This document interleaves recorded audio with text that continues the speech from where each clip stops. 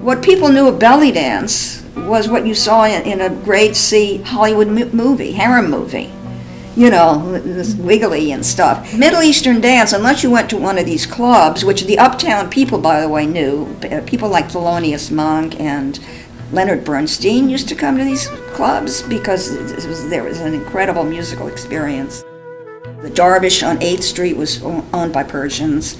Shekufe was also a Persian club that was up in the theater district. Mulfetas was a Greek club, also in the theater district. Sultan's Table was a Turkish club, I think, on the east side.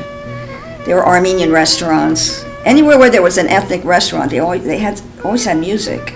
They may not always have a dancer, but then, my God, 14th Street was like flamenco clubs. There was what was it? The Casa Madrid, Cafe Madrid was a very well-known flamenco club, midtown, uptown.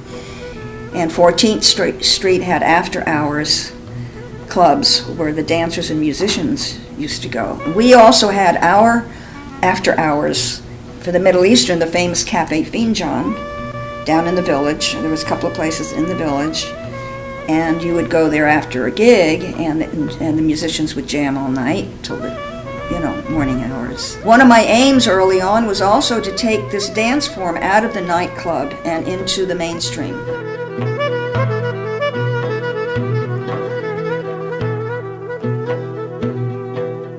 The Delacorte Theater was a milestone. It took me 3 years to get into that festival, New York Dance Festival. It was the biggest event in New York, and it took 3 years of applying. They finally admitted me.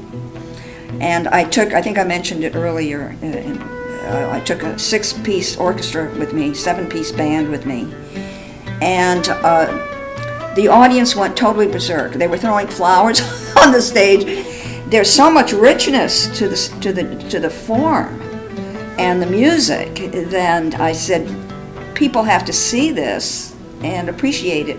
And they did. It was an eye-opener. People actually, the feedback I got was I had no idea that this dance had so much depth and beauty to it.